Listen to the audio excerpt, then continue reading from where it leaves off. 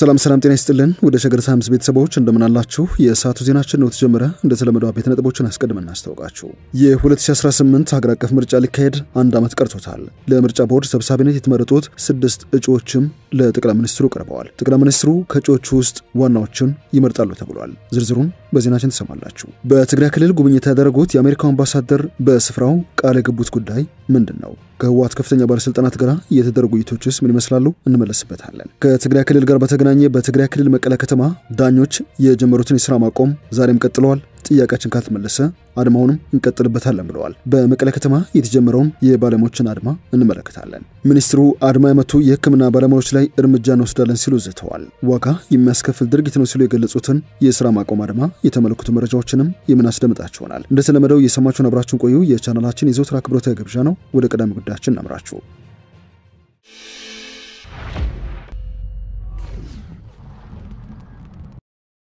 የ2018 ሀገር አቀፍ ምርጫ ሊካሄድ አንድ አመት ቀርቶታል የምርጫ ቦርድን በሰብሳቢነት ለመምራት 6 እጩዎች መቅረባቸው የተሰማ ሲሆን ጠቅላይ ሚኒስትር አብይ የመጨረሻውን ውሳኔ እንደሚሰጡ እየተጠበቀ ነው የፌደራል ከፍተኛ ፍርድ ቤት ምክትል ፕሬዝዳንት የሆኑት አቶ ተክሊት ይመስልና የፌደራል መጀመሪያ ደረጃ ፍርድ ቤት ምክትል ፕሬዝዳንት ተስፋዬ ነዋይን ጨምሮ 6 ሰዎች የኢትዮጵያ ብሔራዊ ምርጫ ቦርድ ምክትል ሰብሳቢና የሥራ አመራር ቦርድ አባል እንዲሆኑ በእጩነት ቀርበዋል እጩዎቹ የተመረጡት የብሔራዊ ሃይማኖትና የጾታ ስብጥርን ከግምት ውስጥ በማስገባት እንደሆነ የብሔራዊ ምርጫ ቦርድ አባላት እጩ መልማይ ኮሚቴ አስታውቋል መልማይ ኮሚቴው የብሔራዊ ምርጫ ቦርድ ምክትል ሰብሳቢና ሌሎች 2 አባላትን እንዲተኩ በእጩነት የመረጣቸውን 6 ሰዎችን ይፋ ያደረገው በዛሬው ዕለት በሰጠው መግለጫ ነው በመጪው ሰኔ የኃላፊነት ዘመናቸው ስለሚጠናቀቅ በአዲስ የሚተኩት የምርጫ ቦርድ ሥራ አመራር ቦርድ አባላት ምክትል ሰብሳቢው አቶ ብሸት አየለ እንደዚሁም ዶክተር አበራ ደገፉና ብዙወርቅ ከተተናቸው ጠቅላይ ሚኒስትር አብይ እነዚህን የምርጫ ቦርድ አመራሮች ለመተካት መጋቢት ላይ ያቋቋሙት እጩ መልማይ ኮሚቴ ከሚያዝያ 1 እስከ ሚያዝያ 21 ቀን 2017 የእጩዎችን ጥቆማ ሲቀበል ቆይተዋል ከዚህ በኋላም ከተደረገው ሌላ ማጣራት በኋላ ለቃለ መጠይቅ የቀረቡት 12 ሰዎች እንደሆኑ ቀሲስ ታጋይ ገልጸዋል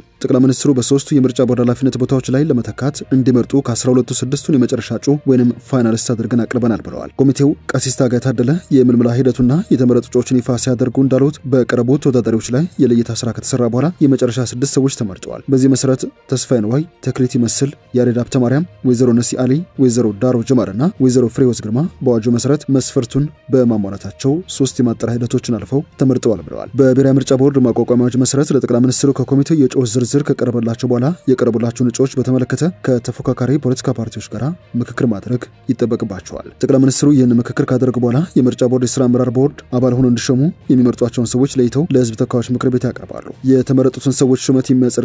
ይኸው ምክር ቤት ነው ሹመት ከሚሰጥባቸው የሥራ አመራር ቦርድ ኃላፊነቶች መካከል የምርጫ ቦርድ ሰብሳቢና ምክትል ሰብሳቢ የሚገኝበት ከሆነ ጠቅላይ ሚኒስትሩ ለነዚህ አመራርነት የመረጧቸውን እጩዎች ለይተው ማቅረብ እንዳለባቸውም በአዋጁ ላይ ተጠቅሷል የጤና ሚኒስትር ዴታው አድማ የመቱ የህክምና ባለሙያዎች ላይ እርምጃ እንወስዳለን ሲሉ ዝተዋል የጤና ባለሙያዎች ጥያቄ ዛሬ መጣ ሳይሆን ዙፍ ጥያቄ መሆኑን አምነው ባለፉት ዓመታት የተመለሱ አሉ ያልተመለሱም አሉ ይህን ለመፍታት መንግስት ባለፉት ዓመታት በርካታ ንቅናቄዎችን አካሂዷል ብለዋል ከነዚህ መካከል በተለይ የጤና አስተዳደር አዋጅ በቅርብ በህዝብ ተወካዮች ምክር ቤት ጸድቆ ወደ ስራ እንደገባ ጠቅሰው በዚህም ባለሙያዎችን የተመለከተ ትላልቅ አንቀጾችን እንዲደነግግ ተደርጓል ሲሉ ተደምጠዋል ሙያተኞች ነጻ የጤና አገልግሎት እንዲያገኙ እንደሚደረግ በሚቀጥለው ዓመትም ወደ ስራ እንደሚገባ በህክምና ስህተት ከጥቅማ ጥቅም ጋር የተያያዙ ጉዳዮች ሙያተኛውን የሚደግፉ ጉዳዮች በአዋጁ ውስጥ እንደተቀመጡና ወደ ስራ የተቀየረ እንደሆነ ማስረድተዋል ቅጥር ባለፉት ዓመታት እየቀነሰ እንደመጣ ይህን ለመፍታት ተጨማሪ በጀት በማፈላለግ ሚኒስቴሩ ሙያተኞችን እየቀጠረ ሌሎችን ችግሮችን ለመቅረፍ የተያዘው የጤና ሴክተር ሪፎርም ሰፋፊ ጉዳዮችን ያስቀመጠ እንደሆነ ገልጸዋል ይሁን እንጂ ይህንን ወደ ጎን በመተው በሶሻል ሚዲያ በሚመራ አደረጃጀት አድማ በማድረግም በውስን ቦታዎች አገልግሎት እንዲቋረጥ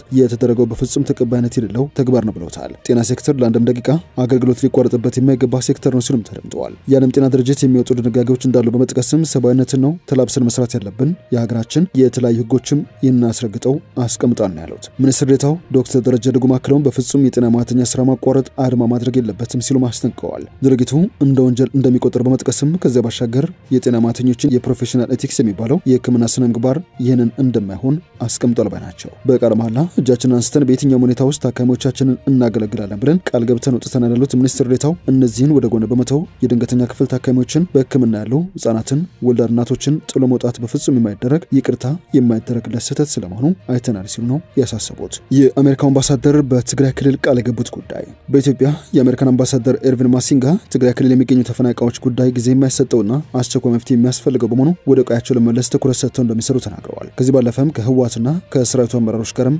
መምከራቸው ተሰምተዋል አምባሳደር ማሲንጋ በትናንትናው ዕለት በሽሬ ከተማ የሚገኙ ተፈናቃይ መጠለያ ካምፖችን ጎብኝተዋል በሽሬ እንዳስላሴ ጉብኝታቸው ከህወሓት ከጊዜ አስተዳደሩና ከሰራዊቱ ከፍተኛ ከፍተኛ አመራሮች ጋር በተለያዩ ጉዳዮች መወያየታቸውም ታውቋል። አምባሳደር ማሲንጋ ከህወሓት ሊቀመንበር ዶክተር ደብረጽዮን ገብረሚካኤልና ከዋና ጸሐፊዋ ፈትለወርቅ ገብረእግዚአብሔር ጋር መምከራቸውን ከፓርቲው የተገኘው መረጃ ያሳያል። የውይይታቸው ነጥቦች ግን በይፋ ግልጽ አልተደረገም። በተመሳሳይ አምባሳደር ኤርቪን ማሲንጋ ከትግራይ ጸጥታ ኃይሎች ከፍተኛ አመራሮች ጋር መምከራቸውን የክልሉ መገናኛ ብዙሃን ዘገባ ያሳያል። በውይይታቸው ዋነኛ ጉዳዮች ዙሪያ መገናኛ ብዙሃኑ በዝርዝር ይፋ ያደረጉት መረጃ የለም። በሽሬ ከተማና አካባቢዋ ተዘዋውሬ ለመታዘብ የቻልኩት ተፈናቃዮች እየኖሩት ያለው ኑሮ በጣም አሳዛኝና የሰው ልጅ ሊኖረው የማይገባ ህይወት እንደሆነ ነው ያሉት አምባሳደሩ አሜሪካ በትግራይ ያለውን ችግር ለመፍታት በትኩረት የተከታተለች መሆኗን በመግለጽ የመፍትሄው አካል ለመሆኑም ትሰራለች ብለዋል። ተፈናቃዮች በአስቸኳይና በጊዜ የለኝ መንፈስ ወደ ቀያቸው መመለስ አስፈላጊ መሆኑን ተረድቻለሁ፣ ለዚህም እሰራለሁ። ጉዳዩ አስቸኳይ መፍትሄ የሚያስፈልገው ስለሆነ በትግራይ ክልል እንሰራለን ሲሉ ይፋ ማድረጋቸውን ከትግራይ ክልል ቴሌቪዥን የተገኘው መረጃ ያሳያል። የፕሪቶሪያው ሰላም ስምምነት ሙሉ በሙሉ እንዲፈጸም አሜሪካ ድጋፏን አጠናክራ ትቀጥላለች ማለታቸውንም ዘገባዎቹ አስደምጠዋል። ለተፈናቃዮች የሚደረጉ ድጋፍ ዘላቂ መፍትሄ አይደለም፣ ዘላቂ መፍትሄ በአፋጣኝ ተፈናቃዮቹ ወደ መኖሪያ ቤታቸው እንዲመለሱ ማድረግ ነው ሲሉም ይፋ አድርገዋል። አምባሳደሩ በተጨማሪም ተፈናቃዮቹ ቋሚ ተረጂ ለመሆኑ ሳይሆን ወደ መኖሪያ ቤታቸው ተመልሰው ስራቸውን ሰርተው ራሳቸውን ችለው ለመኖር ከፍተኛ ፍላጎት እንዳላቸው ገልጸውልኛል ማለታቸውንም ዘገባው አመላክተዋል። የትግራይ ክልል ጊዜያዊ አስተዳደር ፕሬዝዳንት ጀነራል ታደሰ ወረደ በበኩላቸው በክልሉ የተፈናቀሉ ዜጎችን የመመለስና የትግራይ ህገ መንግስታዊ ዳር ድንበር ሲሉ የገለጿቸውን ወልቃይትና ራያን ወደ ትግራይ ክልል መግባታቸውን የማረጋገጥ ጉዳይ ቀዳሚ ተግባር ስለመሆኑ ተናግረዋል። ይህን መሰረታዊ ፍላጎት ለማሟላት በሚደረገው ጥረት ላይ ያለው እንቅፋት ቀላል አይደለም ያሉት ሌተናል ጀነራል ታደሰ በፕሪቶሪያው ስምምነት መሰረት ሁሉንም ጥያቄዎች ከፌደራል መንግስት ጋር በመነጋገር ለመፍታት እየተሰራ ነው ሲሉ ነው የተደመጡት። ከትግራይ ክልል ጉዳይ አልወጣንም። በትግራይ ክልል መቀለ ከተማ የሚገኙ ዳኞች በትላንትናው ዕለት የጀመሩትን የሥራ ማቆም አድማ ዛሬ መቀጠላቸውን ከከተማዋ የሚወጡ መረጃዎች ያሳያሉ። ይህንን ተከትሎ በከተማዋ የሚገኙ ፍርድ ቤቶች ተዘግተው ውለዋል። ዳኞቹ ለክልል ጊዜያዊ አስተዳደር ያቀረቧቸው ጥያቄዎች እስኪፈቱ ድረስ የሥራ ማቆማቸውን እንደሚቀጥሉ የዳኞች ማህበር ይፋ አድርገዋል። ዳኞቹ ስራቸው ለማቆም በዋነኝነት የጠቀሱት ምክንያት የደህንነት ችግር አለብን የሚል ነው። የትግራይ ክልል ጊዜያዊ አስተዳደር በትላንትናው ዕለት ባወጣው መግለጫ በመቀለ 7 ክፍለ ከተሞች ባሉ ፍርድ ቤቶችና በከተማዋ ከፍተኛ ፍርድ ቤት የሚሰሩ ዳኞች በደህንነት ስጋት ምክንያት ስራ አቆመዋል ብለዋል። የትግራይ ዳኞች ማህበር ፕሬዝዳንት ዳዊት ኃይለሥላሴ ለክልል ጊዜያዊ አስተዳደር ያቀረቧቸው 5 ጥያቄዎች ከዳኞች ደህንነት ጋር የተያያዙ መሆናቸውን ኢትዮጵያ ኢንሳይደር ዘግበዋል። የዳኞቹ የመጀመሪያ ጥያቄ በችሎት የሚመደቡ የጸጥታ አስከባሪዎችን የሚመለከት ነው። በችሎት ጊዜ 2 ፖሊሶች ብቻ እንደሚመደቡላቸው ገልጸው በአሁኑ ጊዜ ይህ በቂ አይደለም ብለዋል። በዚህ ምክንያት ቁጥራቸው ከፍ ያለ ታጠቁ ኃይሎች ፍርድ ቤቶችን እንዲጠብቁ መደረግ አለበት ሲሉም ጠይቀዋል። የከተማ ዳኞች በሁለተኝነት ያነሱት ጥያቄ በነጻነት የዳኝነት ስራቸውን ለማከናወን እንዲችሉ ራሳቸውን መጠበቅ የሚችሉበት ሁኔታ ይመቻች የሚል እንደሆነ የማህበሩ ፕሬዝዳንት አስታውቀዋል። የዚህ ጥያቄ መነሻ የተከሳሽ ቤተሰቦች ዳኞችን በመንገድ ላይ እስከ መኖሪያ ቤታቸው ድረስ ጭምር እየተከታተሉ ማስፈራራት በመጀመራቸው ምክንያት ነው ብለዋል። ከዚህ ባለፈም ድብደባ ጭምር እንደሚፈጽምባቸው በመጥቀስ ለዳኞች ትራንስፖርት እንዲዘጋጅ ማህበሩ ጠይቋል ባናቸው። ዳኞች በስራቸው ጸባይ ምክንያት እስከ ሞት ቅጣት የሚደርስ ውሳኔ የሚያስተላልፉ መሆኑን ያስታውሱት የማህበሩ ፕሬዝዳንት በችሎት የሚሰጧቸውን ውሳኔዎች ተከትሎ ከሚኖርባቸው ቤቶች እንዲለቁ የሚያስገድዷቸው አከራዮችም እንዳሉ ጠቁመዋል። ከዚህ ባለፈ ዳኞቹ ያቀረቡት ጥያቄ የመንግስት ከፍተኛ ኃላፊዎችን የሚመለከት ነው። ዳኞች ጉዳዮችን በፍርድ ቤት በሚመለከቱበት ጊዜ ችሎት እየደፈሩ በመንግስት ከፍተኛ ስልጣን ያዙ ኃላፊዎች እንዳሉ የገለጹት አቶ ዳዊት እነዚህ ግለሰቦች በህግ እንዲጠየቁ በማህበሩ አማካኝነት ጥያቄ መቅረቡን ነው የገለጹት። በእነዚህ ምክንያቶች ወደ ስራ የምንመለሰው እነዚህ ጥያቄዎች ሲመለሱ ነው ሲሉ ይፋ አድርገዋል። ወደ ዜናችን የመጨረሻ ጉዳይ እናምራ። የኢትዮጵያ ዜጎች ለማህበራዊ ፍትህ ኢዜማ የግብራነት ተከብረው አባላችን በአስቸኳይ እንዲፈታ እንጠይቃለን ብለዋል። የኢዜማ አባል የሆኑት ሲኒየር ፋርማሲስት ኃይለማርያም ብርሃኑ የድሪም ኬር አጠቃላይ ሆስፒታል የፋርማሲ ክፍል ኃላፊ፣ የኢዜማ የባህር ዳር ከተማ የስራ አስፈጻሚ፣ በፓርቲዎች የጋራ ምክር ቤት የስራ አስፈጻሚ ፓርቲውን በመወከል የ2013 የክልሉ ምክር ቤት እጩ ተወዳዳሪ እንደዚሁም በአማራ ክልል በነበረው ሀገራዊ ምክክር አጀንዳ ማሰባሰብ ላይ ንቁ ተሳታፊ ነበሩ። በሰላማዊ ትግል ቆራጥ ሀገርና ወገንን ቀን ከሌት በማገልገል የሚተጉ ዜጋ ናቸው ሲል ገልጿቸዋል። የኢዜማ መግለጫ ሲቀጥል መንግስት ከህግ በላይ ሆኖ አስሮ ማንገላታትና የፍርድ ቤት ትዕዛዝን አለማክበር ተስፋ አስቆራጭ ነው ብሏል። ኢዜማ ፓርቲው ሲቀጥል ሚያዝያ 1 ቀን 2017 ምሽት 2 ሰዓት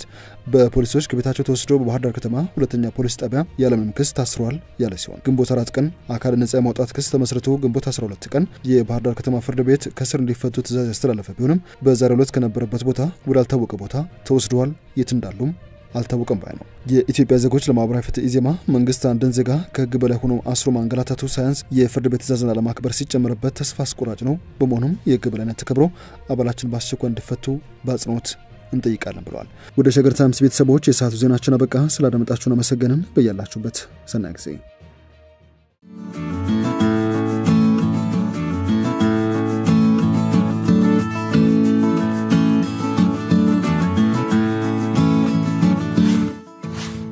ሸገር ታይምስ ሚዲያን ሰብስክራይብ በማድረግና ደወሉን በመጫን ይከተሉን።